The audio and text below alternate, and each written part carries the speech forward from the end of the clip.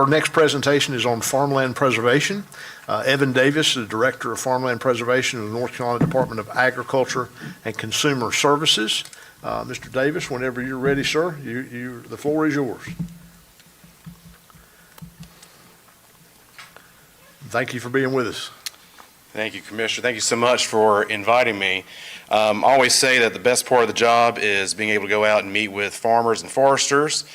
So the second best part of the job is being able to go out to communities across North Carolina and talk about farmland preservation, being able to talk about solutions. What can we do to help keep these family farms alive? Just a little bit on my background, born and raised in Davison County, and I've been with the Farmland Preservation Division with the North Carolina Department of Agriculture for over 13 years, starting in an entry-level position, and then I've served as director since January of 2022. So a couple of goals of this presentation. First, we're going to set the scene why this is so important. We're going to talk about some of the offerings that we provide with the Farmland Preservation Division of the North Carolina Department of Agriculture and Consumer Services, and then talk about how counties can get involved in this type of program. So first, we'll talk about some of the threats.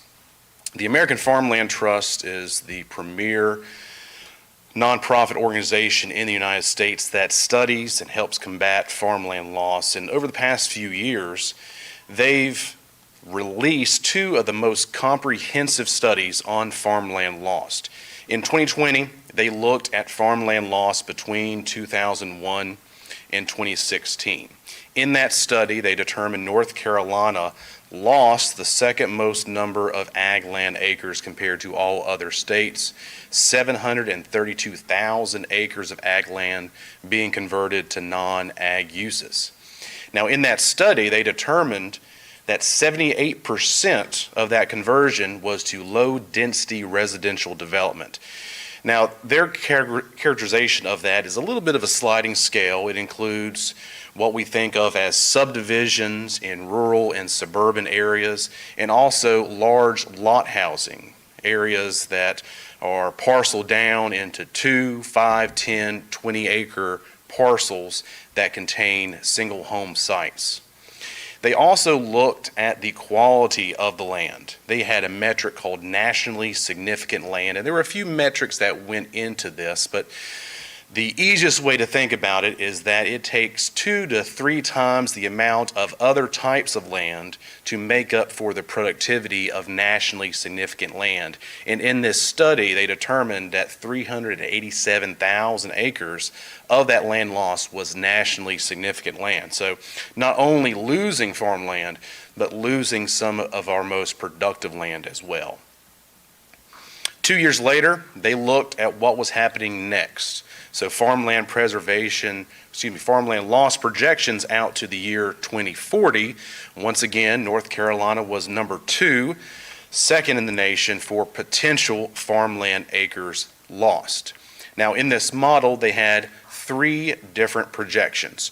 One looked at business as usual, which was current development trends. One looked at runaway sprawl, which increased low-density residential development by 50%. And then the last looked at better built cities, which cut low-density residential development in half. You see the figures here on the screen. Based on current development trends, a projection of 1.1 million acres of ag land lost, and then in the runaway sprawl model, 1.6 million acres potential to be lost. Now, in this model, they went down to the county level. They have really good geospatial models that look at the projected ag land lost. And there are over 3,100 counties and county equivalents across the United States. And they determined that the top county for farmland loss in North Carolina was Johnston County, 19th in the entire nation. So out of all the 3,100 counties across the United States, Johnston County was ranked 19th for potential farmland loss. There are 3 other counties in North Carolina that ranked in the top 40 across the entire United States. And sometimes it's a little bit hard to wrap our heads around what we're talking about in terms of acreage to be lost. Here are two true projections of the state of North Carolina and the state of Delaware. The entire landmass of the state of Delaware is 1.5 million acres, and in that runaway sprawl model, we could lose 1.6 million acres of farmland. So losing more farmland than the entire state of Delaware. So those are the stakes. So what are we doing about it? In the Farmland Preservation Division, we're focusing on land conservation. There are many different factors that influence farmland preservation, but we're looking at the conservation of the land, making sure we have the natural resources for the production of food and fiber into the future. The primary program inside the Farmland Preservation Division is the Agricultural Development and Farmland Preservation Trust Fund, known by the acronym ADFP Trust Fund. It is one of the 3 state-funded natural conservation trust funds with the state. Commissioner Godwin, he is our county commissioner representative on the ADFP Trust Fund Advisory Committee and has served on the committee for several years, so we appreciate his service there. There are several different grant categories that we provide grants for. We are a grant-making entity, and we provide administration of that grant program from the application process through evaluation, open grant management, all the way through post-award monitoring. And historically, about 90% of the grant funding has gone towards agricultural conservation easements. These are the best tool for the long-term protection of the land, and we'll dive a little bit deeper into those. We also provide grants for agricultural plans. You'll see a few of the plans that you may be familiar with. Voluntary agricultural districts, a local ordinance. Of course, Johnston County has one. They're one of 93 counties across the state that has a VAD ordinance. Farmland protection plans. These are strategic plans endorsed by counties that look at the challenges to agriculture and how to sustain the family farm into the future. Johnston County has a farmland protection plan. It was adopted in 2010. And then, we've talked about this morning, cost of community services studies, that's in progress. Agricultural development projects, these are typically public and public-private enterprise programs. The objective here is to find ways to support family farms, increase profitability, increase yield, keep the family on the farm. And then agricultural growth zones. This is a relatively new program. We launched this in 2023, and I'll talk about this more in depth in a few slides. So this is the hierarchy of farmland preservation. Again, when we focus on land conservation, this is what we look at. As we move up the pyramid, we increase the protection of the land while increasing the financial benefit for the landowner. So you can see the base of the pyramid, voluntary ag districts. When we talk with farmers and foresters and landowners, we say that if your farm is eligible, you need to go down to your soil and water office or cooperative extension and sign up today, because there's little to no cost to enroll. There's no penalty or fee to withdraw from the program, but there's a lot of great benefits. Again, as you move up the pyramid, you increase the protection of the land, you increase the financial benefit for the landowner. So our grant program focuses at the top of the pyramid, which are conservation easements.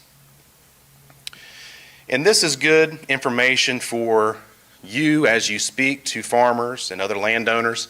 Is my farm eligible? These are the eligibility requirements for landowners interested in the state-funded program.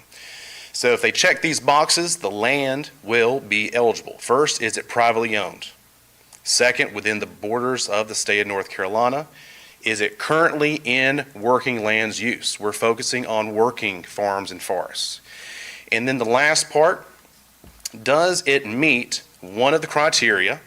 And if you notice these here, they line up with present use value. The idea behind this is that once the easement's recorded, that's the boundary of the easement. We'll talk about some of the restrictions of these easements in a few slides, but we want to make sure that in the future, when ownership changes hands, that at least the acreage requirement will be met. So 5 acres for horticulture, 10 acres for row crops or pasture, 20 acres for trees. So when we talk about conservation easements with farmland preservation, we want to be very direct in our language. We want to say these are agricultural conservation easements. There are all different types of conservation easements that have different focuses: wildlife, endangered species, riparian, stream buffers. The primary focus of these are agricultural. We want to make sure that the land can stay productive, it's available for the production of food and fiber. So the conservation easement is focusing on a property interest, a property right being the landowner's right to develop the property. The agricultural conservation easement will restrict the land from doing so, but still have allowances for the cultivation and harvest of crops and trees. Now, in exchange for that restriction of property rights, the landowner is compensated. This is a real estate transaction. Now, that exchange can be cash considerations. That's where the grant program comes from. But there's also tax incentives as well. But another important point we always emphasize is that we are not buying land. There are no condemnations, no land transfers. The landowner retains the fee. It stays in private ownership. We're looking at the restriction of the right to develop the property. Another very important consideration for landowners is that the agricultural conservation easement runs with the land. If you notice on the pyramid on the previous slide, the very tip top of the pyramid, it says perpetual conservation easements. And as we say in the business, as long as the flag is flying, the easement will be enforced. That's what perpetual means. So it's a very important decision for these farm families. So when the easement's recorded, no matter who owns the land, the easement runs with it.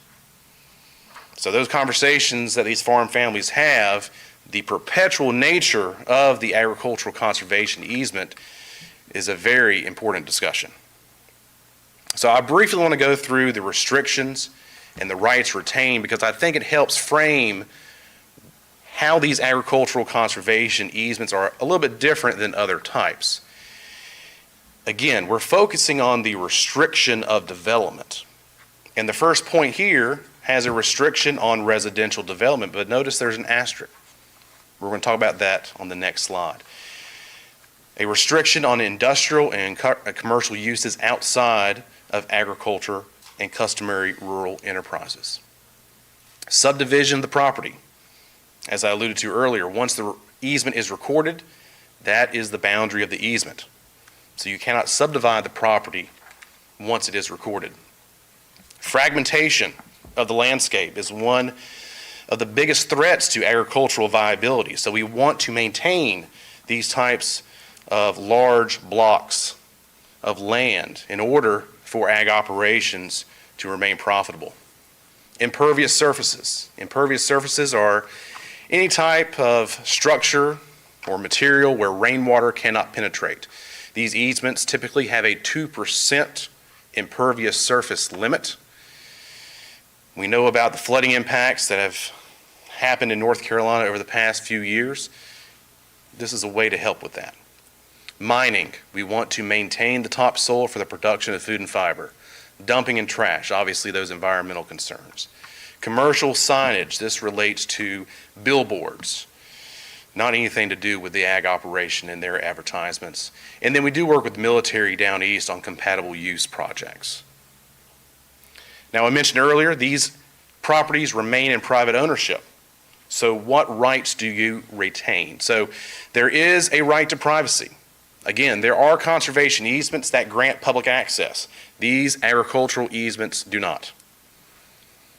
The landowners can still enforce their trespass, and especially with livestock and poultry operations, biosecurity is vital. So these easements do not grant any type of public access. Now, I put right to farm on the second bullet point. It might seem redundant since we're talking about agricultural conservation easements, but I want to make that distinction between these types of easements and others. You can cultivate. you can cut your trees, and you can change land uses between agriculture, horticulture, and forestry. So the ability to change those land uses is important for the long-term viability of the ag operation. Low impact, non-developed recreational activities, hunting, fishing, hiking, bird watching, you can still do those things on your property. Right to customary rural enterprises. Anybody involved in agriculture knows how important diversification is. Agritourism, ecotourism, those types of activities are still allowed with these types of easements. Okay, so we saw the asterisk on residential development on the previous slide. There are allowances with these agricultural conservation easements for the construction of residences and also structures related to the farm operation. Now, the key point here is that they have to be located inside building envelopes. These are areas designated for allowable construction. Now, I only have a little bit of time here today, so we won't go into all the details there, but there are some legal and financial reasons for the designation of those building envelopes. But the key point to remember here is that if you have a house, if you have a barn, if you have a livestock facility, you can have those and you can build those in the future if you delineate building envelopes on the survey and have that in the easement deed. And then you do retain your water rights as well. So again, making that distinction between agricultural conservation, easements, and others, being able to cultivate and harvest, the infrastructure that is required for an agricultural operation, the human component that is involved. So we know how farmers are stewards of the land. Being able to live and work on the farm is very important. And then all of those other great benefits like wildlife habitat, recreational uses, other types of conservation measures, those are still allowed on the property. So here's what we've done across North Carolina. We have our second easement closing scheduled next week, so we'll cross that 42,000 acre mark. You can see the red dots going from Murphy to Manteo across the state. 60 of the 100 counties have a recorded easement funded in part by our program. And in Johnston County, there have been 6 agricultural conservation easements recorded, about 592 acres in total there. All right, so let's talk about the grant program. So you can see what has happened over the past few years. Demand for this program has grown significantly. The past 3 grant application cycles have been grant application records. The program was started in 2006, so that kind of gives you an idea of the history of the program and what has been happening in the past few years. But here's the issue. You can see the blue line with the application, the grant requests, and the orange line with the funding level. There is quite a delta between the two. So with the last application cycle, cycle 18, 60 million in grant requests, and with recurring funding level and unused and canceled projects, we were only able to fund about 6 million of that 60 million request. So in this process, the eligible applicants for the grant funds are county governments and qualified nonprofit organizations. So counties are key partners. Farmland preservation starts with a willing landowner. This is a voluntary program. Farmers and foresters come to us, they come to counties, they come to land trusts wanting to participate. It starts with them, but the next step is the county. The next step is the land trust. We have to have those local partners in order for the program to move forward. So they serve as the applicants for the grants. When a grant contract is awarded, they are the grant recipients. The county or the land trust builds the conservation easement package on behalf of the landowner, and then once it is recorded, They serve as the easement holding entity. They are the party responsible for making sure those restrictions that we saw are being upheld. So county support is vital in this process. So as you have seen through this, if you did not think about agricultural conservation easements as a blend between natural resource conservation and economic development, I hope you do now, because these are working lands. And with the emphasis on private ownership, the land is staying in the tax base. And as we have heard earlier this morning with the cost of community services studies, agricultural lands are net providers of tax dollars rather than net users.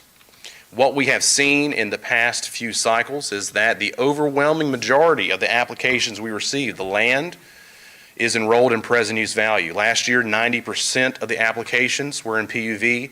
The previous year, 98% of the applications were in PUV. These conservation easements allow the land to remain eligible for PUV. So they're in PUV before the easement's recorded, and they're in PUV after the easement is recorded. I mentioned earlier one of the grant categories being agricultural growth zones. We launched this program in 2023, and there were a few reasons behind promoting this new program. One, as I mentioned earlier, fragmentation of the landscape, one of the biggest threats to the long-term viability of ag operations. Landowners, farmers, foresters have to have the land resource to remain viable. When land is sold and parceled, converted to other uses, if the operation wants to stay in business, they have to have the land. They have to go further out, and what happens there? Input costs rise. So, if we can preserve blocks of land in a concentrated area, that gives a fighting chance for these ag operations to remain viable. These blocks of conserved land can also serve as a sprawl mitigation tool. So and we call it AGZ, there's always an acronym in government, right? The AGZ program has that purpose. Can we be strategic in where we concentrate conservation dollars? Again, this is a voluntary program, and through the statewide competitive grant, we receive applications from landowners who want to participate, and that will remain the same way. But we want counties to think about where are the best areas, kind of that middle ground between not being too far gone based on the development threat and areas that might not receive the development threat, that middle area. Where are those pockets, those agricultural communities, where we can preserve land and support the agribusiness that support the ag operations? Now, the key part to the AGZ program is that it requires a local investment. So local dollars can be leveraged against state dollars. So, through this program, when counties apply for the program, a requirement is to have a local cash match for conservation easement purchase. When they have the local cash match, they can pull down the state match at a 1-to-1 rate. Now, the benefit to this is that it's a locally driven approach. You don't have to go through the statewide competitive grant. Essentially, it is a pot of funding for county governments. They pull down the funding as soon as they have the cash match to go against it, and can do so as long as the funding is available. An incentive through the AGZ program is that up to 10% of the total value of the grant can be used for transactional and due diligence costs. There's many different inputs that have to go into these agricultural conservation easements: title work, surveys, environmental assessments. There are grant funds through this program to help with that. Another great benefit is that as long as funds are available and the matching funds are there, the counties can work on these on a rolling basis. Our typical statewide competitive grant, the application period is in the fall, and then by the next fall, the grant awards are made. They can work on these anytime, as long as the funds are available. And then they can add in other sources of funding, like USDA. The key part is that the local and state match has to remain at that 1-to-1 ratio. As long as they do that, other sources of funding can be leveraged to build a better financial package for these conservation easements. So here's what's happening. The first round of AGZ grants, those contracts in 2024 are in yellow. The ones in blue in 2025, purple, and you notice a county there. So Johnston County was awarded an AGZ grant. Unfortunately, with the budget situation, that grant was only for $335,000. This past year, we did add in some renewal procedures because the good thing is the counties in yellow are working on these projects. They're spending some money. So we added in some renewal procedures, so our hope is that improved budget situations for the program will allow for those renewals to happen. And so we do have our kickoff meeting for the AGZ grant later this month, and there will be 2 projects for that AGZ grant that will be processed after that kickoff call. You know, we started at the beginning with the threats to farmland, and not a very good picture, but one of the best trends in the past few years has been counties stepping up to support farmland preservation efforts. Just looking back a few years, only 4 or 5 counties in North Carolina were providing funding for farmland preservation programs supporting agricultural conservation easements. Take a look at the map now. 18 counties across North Carolina are providing some type of funding for agricultural conservation easements. And you can see the distinction between the funding sources there. Again, one of the best trends that we see. So providing that AGZ grant is directly tied to these counties stepping up to provide funding. These locally driven approaches are going to be one of the best ways to get land conservation actually on the ground as we move forward. So expanding the toolbox, we talked quite a bit about these county programs, AGZ grants. One other tool that we're working on, if you remember the pyramid, the hierarchy of farmland preservation, the middle slice, funded conservation agreements. This is not a tool that we have in North Carolina.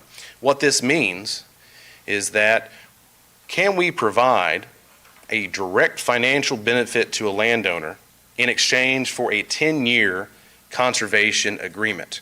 If you're familiar with the enhanced VAD program, the key part to that program is that there is a 10-year irrevocable conservation agreement. But as it stands now, there is no direct financial benefit for the landowner in exchange for that 10-year agreement. So can we do this? I think this will be a great tool to provide a short-term, and we say short being in comparison to a perpetual conservation easement, a short-term tool to help with land conservation efforts. There's a lot of appetite for this among counties, farmers, and landowners, and it would allow North Carolina to be an innovator in this space. I checked with the American Farmland Trust, and there's no other state that has that exact type of structure. So we can be a leader in farmland preservation in this space. And from my perspective, since this is a voluntary program, there's many different situations among landowners across North Carolina, we have to put more tools in the toolbox, and this would do so. Another tool that is emerging is called Buy, Protect, Sell. This is a process in which typically a nonprofit would buy a farm, one in which it's either vulnerable to conversion or the landowner wishes for it to be a farm after they're gone. They buy the property, they protect it with an agricultural conservation easement, and then it is sold typically to a young, beginning, or limited resource farmer at a reduced rate. We know that there are hurdles to acquisition of land for young farmers, access to capital, and the average age of a farmer in North Carolina is 59 years old and rising. So getting young farmers on the land is a critical need. This is a tool that achieves several different objectives: preserving the land while providing some access to those who might not have it otherwise. Evan, I had a question on that. So Mhm. with the conservation easement, I know there's a difference between the PUV and the market. Mhm. But what happens this second go-round when they sell it for less than what it was valued? Where's that difference get made up? Through the Buy, Protect, Sell program? Yes, sorry. Well, it's going to be, so it hasn't happened yet in North Carolina. USDA NRCS has a structure for this program. Unfortunately, there are some administrative and regulatory hurdles with this program where it hasn't been too successful nationwide. Typically, it would follow really what our formula follows. And so when we talk about conservation easement purchase, there is an appraisal that has two values: what the fair market value is, and then what the value of the property is with the easement on it. That is the easement purchase value. So what the nonprofit will do is typically buy the land, the fee, at a reduced rate, and then recoup those costs with the easement purchase. So it's a bargain sale across the board. Now, there is a concept called option to purchase at agricultural value. This is something that other states have done. It is a requirement inside the deed of conservation easement. So it restricts the sale, so then it would be at that level, typically what the tax card says the value is based on the deferment. So that's something that could come into play if the objective of the nonprofit is access for limited resource or young farmers. So again, this is something that hasn't happened yet. We're going to talk about what those options are. When we talk about option to purchase at agricultural value, that's something that we're not going to have in our typical program because, as we mentioned, it stays in private ownership. You can sell the land, and then it's based on whatever a buyer would purchase the property for, not put those restrictions on what the sale price would be. But in terms of access to capital, that could be an option that helps reduce those barriers. So again, from what I've seen in case studies from other states, that's typically how it works through that process.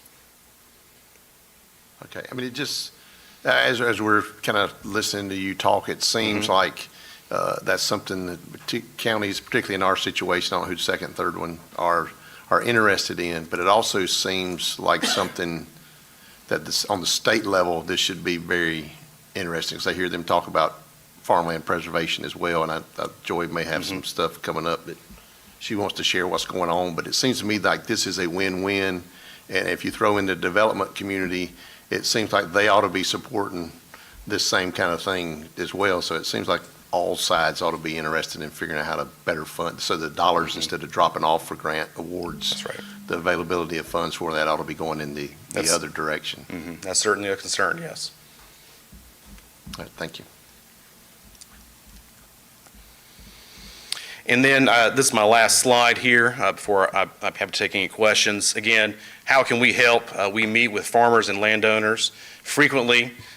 We present at workshops, conferences, different types of events, so we can help farmers and landowners, match them up with counties and land trusts, other resources to get them on the path to farmland preservation. Obviously, I'm here explaining our state program, what conservation easements are and what they are not, and then the process for applying for grant funds and how to complete the agricultural conservation easement projects. Just a brief rundown, again, farmland preservation touches many different areas. There's a really simple but direct quote about the importance to agriculture. Food requires agriculture. Agriculture requires land. We have to have the land resource for the production of food. So in a simple term, that's how it relates to agriculture. Again, we see this as part natural resource conservation, part economic development. This is supporting North Carolina's top industry. Environmental, we talked about those great benefits, and we know that farmers are great stewards of the land. This empowers them to keep the land as such. We know this is a public policy issue from many different perspectives. And then certainly this is a quality of life issue. We know how important these rural areas are to our lives in communities across the state. So again, I appreciate the time today, and I'll be happy to answer any questions. Yes, sir. Thank you. Very good presentation. Question I have is that, we're going through a process now of revising our Unified Development ordinances. Is there a tie-in to these conservation easements has to that particular document that enforces our land use plan, or is that a separate and distinct process? No, I don't see that as any impact on that. There's nothing in the deed of conservation easement that has any impact on zoning. Again, we look at the exemption from zoning 160D 903. Right. So again, to us, this is a voluntary measure taken by the landowner. So it's a matter of them having to fit inside their individual situation. So I'll give you another brief example. I mentioned during the building of the conservation easement package, there is a brand new survey that is required. Since we're a statewide program, we have to defer to counties if there are certain provisions that there may be a regulation or an ordinance to. So we really have to defer to the counties if there is a situation on the land that may impact the development of the conservation easement. So again, we're not dictating any type of terms. If there are existing situations, we just have to defer to the counties. Okay, thank you. Kevin, early in your presentation, you talked about sprawl and having two large lots, for example, in rural areas. Maybe I'm thinking wrong, shoot holes in it. If you got a 100-acre tract and you have 1 acre tracts, 1 acre lots, you got 100 families there. Well, if you say a half acre, then you put those 100 families on half of that land, leave it open. But my way of thinking is what we've seen happen and what would happen is you get 200 families in on that 100 acres. You still don't have open land, but you got twice the concentration. That's why I've been a proponent of larger lot sizes and that type of thing. Well, again, when we talk about low-density residential development, I think that's why they put it as a sliding scale, because it depends on the individual situations. It depends on the individual landscapes. Just again, a simplistic example, as a statewide program, the farms in the mountains and their characteristics, their sizes, their types of operations are very different than the ones we handle in the east. So we can't generalize or standardize too much, because think about the diversification of agriculture in North Carolina. So again, it's almost, I hate to say it, but it's almost kind of the same answer. We have to defer to the individual counties and communities on what works best for them.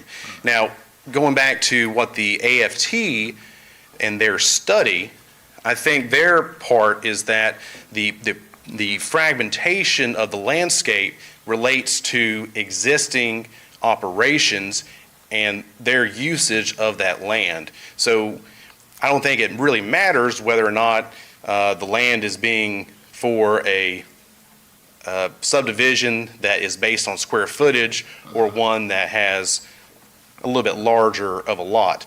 Again, I think there's going to be considerations with infrastructure. We know about roads and how that can impact farmers when they have to go to land that is further out. Right. What's the traffic situation, lanes, expansion?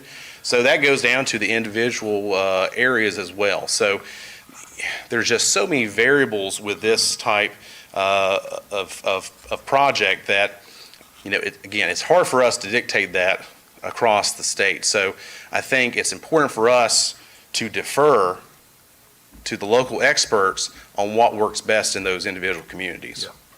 Thank you. If I could interject, one thing I've heard counties talk about is like that 100-acre example, is allow higher density, third of an acre lots, but you have to dedicate the balance of the land to open space. Twofold. So you get 33, you get saves, and it saves the developer road cost and water and sewer line cost.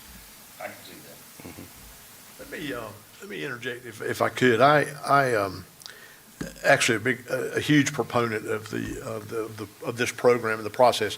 And this board has committed local dollars, general fund money to continue that. And I think there's certainly an appetite on the board to continue that process because it is important to preserve this land. But here's the part I struggle with. When we put headlines up there that Johnston County is losing it, what that really means is that many farmers sold their property. Nobody took that land away from them. Somebody approached them and rung the doorbell and wrote them a check, and they bought the land, and that was their choice to sell that land. And so here's where my question is, and I don't know what the answer is, but there are farmers in this county right now that I've talked to myself that land is their 401k. That's their retirement. That's their nest egg. And their families have worked for generations to build that. And they're very protective of it, rightfully so, that they want to make sure that the value is still there because, one, they use it as collateral to borrow, to plant the next year's crops and harvest. But they also use it as if something goes wrong, that's what I'm going to do. I've got a certain part of the property. One of the farmers said, well, we've already got designated areas that we would sell if we have a family illness or whatever, some kind of catastrophe that happens. So I think these programs are fantastic, and I'm a big fan of them, but I think it still goes down to the individual choice of the farmers to be able to want to do that. And they have to understand that their generations to come, which is another issue, not all the generations to come want to come back home and farm. That's right. I mean, I've heard that several times. The farmers are aging out, the children grew up, they went somewhere else, they got careers going, and they have no desire to come back to the family farm. Now, I say all that to say, I just try to look at it realistically. I'm appreciative of the farmers 3 times a day because I like to eat as much as anybody. But, and what they do is so vitally important to our county and to our nation. But farming is a business. And so in my involvement in business over the years, we've had several businesses that made money, and we did well. We were blessed. And we had a couple of not so much. And so the ones that were not so much, we got rid of them. We got out of it. And so I think last year we heard from the association that I believe it was 78% of the farms in North Carolina have someone working outside the farm to bring in money to help subsidize the family's livelihood. And so I wish we could come up with some ways to make farming more profitable and make it more appealing to people who want to go into business. I mean, because the farming is very important to our county, and we appreciate what they do. But I also am very sensitive to the fact that that's their asset and that they should be able to control it how they see fit. And so if a developer shows up, I can speak personally. If somebody rings my doorbell tonight and has a check on it with a lot of zeros, I'm probably going to be looking for a house, just because that's just the way the world works. Yep. And so I say all that to say, I think these programs are fantastic, but when we say that Johnston County is losing all this farmland, I just want to be clear that nobody's forcing anybody to do anything. They're being approached and people are purchasing it, and it's a land transaction just like happens every day in America. That's right. So again, this is the great thing about the program. It's voluntary. Yes. They made that decision. Yes. But I think the important thing to emphasize is a couple things.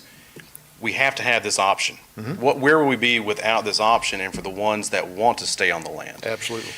So we saw what the demand is. So there is an appetite from farmers and landowners to want to go through this process, and we have to have a little bit more help in terms of the resources because we're not going to meet the demand, but we need to get a little bit closer.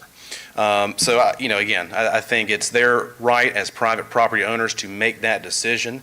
And, again, we're in a high-level session here, but when we get down into the details, the landowner doesn't have to do all their land. If they have a 100-acre parcel, they can put 98 acres in the easement.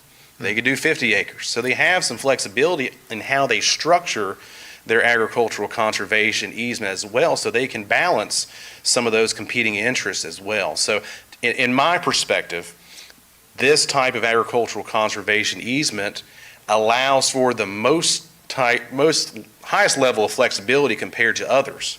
Because of those allowances we talked about with infrastructure and houses, the customization of the boundary of the easement. So I think there's a lot of ways, and sometimes I kind of feel like a snake oil salesman here because, oh, yep, we're gonna pay you to keep your land and you keep farming and all these great things, but that's what happens. Yeah. So your point is absolutely correct. From my perspective, we've got to have an option, and that's why we got to build the toolbox, because not everybody has the same objective either. So having short-term options, short as in 10 years or a little bit longer. So if we have more options that build the toolbox out, I think we can find more landowners to participate. And again, I think that's the beauty of the program. It starts with a landowner wanting to do it. And then if they decide not to, then that's okay too. I do think it's a great program, and we appreciate your information. I lost train of thought, I'm sorry. We'll move on to the other. Yeah. A curious question more than anything. When you mentioned that we were second in the nation for land laws, who was number one? Texas. And do you see it, is there more of the sprawl? Are they experiencing the same issues? And do you know the percentage difference? Obviously, they're much larger geographic, I don't know off the top of my head that the American Farmland Trust did host their conference in Dallas last year. And the types of operations, the scale is obviously different there, but sprawl is obviously a major issue. I mean, you can think about Houston and Dallas-Fort Worth. I mean, those are prime examples there. Austin and Raleigh have been, twins in a lot of the comparisons about growth and net migration and all those types. So I think a lot of that is comparable, but I don't have that information off the top of my head.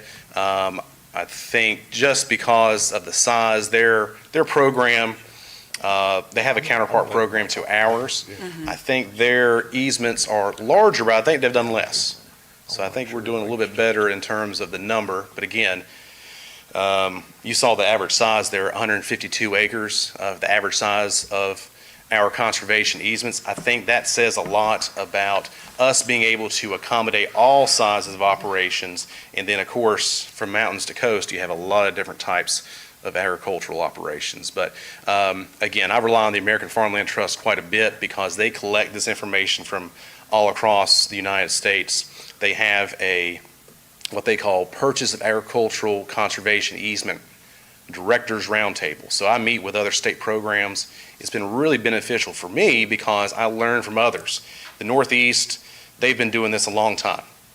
Pennsylvania nearly has 800,000 acres in the same program that we have 42,000 acres in. So they're very experienced. There's a lot of best practices. I try to incorporate those good things into our program, avoid the bad ones. So it's been very beneficial for me to learn from those other programs. Thank you. Commissioner, yeah, go ahead. Me? Okay. Yeah, so first of all, thank you for this presentation. And I wanted to say, first off, my parents, I grew up out in a rural community, Brogden, and it was about 12 acres we have, and about half of that's farmed. And we weren't the farmers, but we always leased it to a farmer. And about half of that is open farmland, so I guess about 6 acres.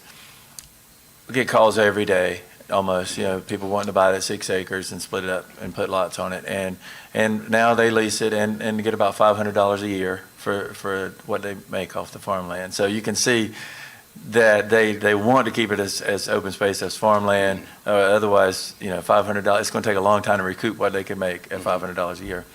But that made me think about what happens. This is a permanent easement program. What happens in 50 or 100 years or 200 years? We're talking about permanent, forever. So at what point? So the family farmer has passed on. His kids maybe have even passed on. There's nobody left to farm the land. There's nobody who wants to rent the land to farm, and the land becomes unused. What happens then? Yeah, that's a great question. So It will protect the natural resource. I mentioned earlier about a clause in other types of easements in the United States called option to purchase agricultural value. There's another type of clause called affirmative agriculture. That means that there is a requirement to farm the land. That's going to be very hard to enforce. So our program does not have that, and we're not going to do that. So in your scenario there, the land would remain fallow.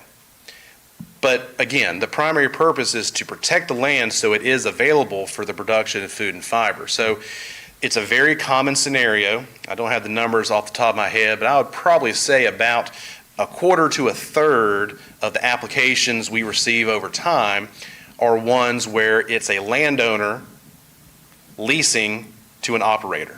So that's a very common scenario, and the easement allows for that scenario to happen. So I would say that the potential solutions to that would be list the land with NC FarmLink. Look for those beginning, limited resource, young farmers that are looking for opportunities, and that could happen. So again, the mechanisms of the operator-owner relationship can still remain the same. The entity who is the easement holder, the county or the land trust, their responsibility is to make sure that the easement is not being violated. And being fallow, not being used, is not a violation of the easement. It's just not in production. So I think that when we look at this, what are the other things that could influence a better outcome? And so in that scenario, again, depending on how the initial easement purchase was structured, perhaps present use value, that income requirement, paying a higher level in taxes, could that be more of a influence to get the land back in production than just having the easement on it? That could be a better scenario. So the short answer is it would just grow up, be fallow, but I would hope that we can have those resources provided to the counties and land trusts who are the easement holders to get to the current landowner to get it back in production. Commissioner, I want to go to Commissioner Davis because I know she lives this life every day. I can't see her the way we're sitting, but I know she's got something to add to this conversation. Bill had his hand up first if Oh, you I'm want to go. sorry. Yeah, Okay. you can go to Bill I can't first. see either one of you, Quick so question. go ahead. I've run into a number of farmers who have skepticism because they don't know the details. Mhm. What is the basis for determining how much you pay for the development rights? So everything is based on an appraisal. So this is not a program where there's a flat fee or anything like that. It's going to be based on an appraisal. The appraisal is done by what the Internal Revenue Code calls a qualified appraiser. So there's certain credentials that we look for in order to accept that appraiser, and then there are certain qualifications for a qualified appraisal. So this is a different level of appraisal than you would think of typically. There are two values, the fair market value, and typically that's going to be highest and best use, and then the value of the property with the easement on it. So then the difference is the maximum potential compensation for the landowner. We call that easement purchase, and that can be a combination of cash and tax benefits. So during this process, there's a couple ways that the landowner can get an idea of what that value is. With the application, we have 5 different methods of determining that value, and there are 3 that are the most common. One, they can pay for that appraisal. Now, again, this is a special type of appraisal. The average cost ranges from $5,000 to $8,000.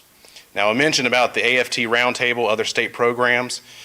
Pretty much all the other programs in the United States require that appraisal. We do not have that because we see that as a $5,000 application fee for a competitive grant with no cost of return. So we don't want to have that barrier to application. But that's going to be the most accurate because that's what's going to be the final determination of value if you receive a grant contract. So that's option 1. Option 2 is using the tax card. Again, most of the properties that go through the program are in present use value. So you can receive an estimate based on the tax card, and it's really going to be that deferred value that we use as an easement purchase estimate. So again, depending on what county you're in, Landowners are going to look at that card and say, that's not right. That's not reflective of the true real estate values on the high side typically. But again, that's no cost. It gets you on paper, and then we can handle the details later. The third option, we added this a couple years ago, and this is good for counties that are working on projects now. They can use an existing appraisal on a similar project and use that per acre value. So the rationale behind that is they're using that qualified appraisal. It's looking at the same deed restrictions. It's within the same county or within 50 miles of that property, and it gets them a baseline of a per acre value. Now, the big disclaimer is every appraisal is a case-by-case basis, so there's always going to be differences. But in our determination, we figured that would get us a little bit closer to the real number than pulling it off an estimate of the tax card. So those are three ways for landowners to get that value in the easement application. So, again, there could be some hurdles in that cost-wise to get the real number.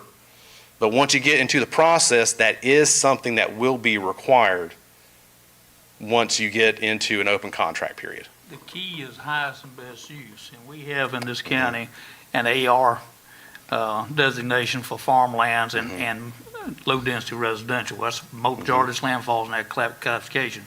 Low density, you're looking at 30,000 square foot lots, 40,000 if it's an environmentally sensitive area.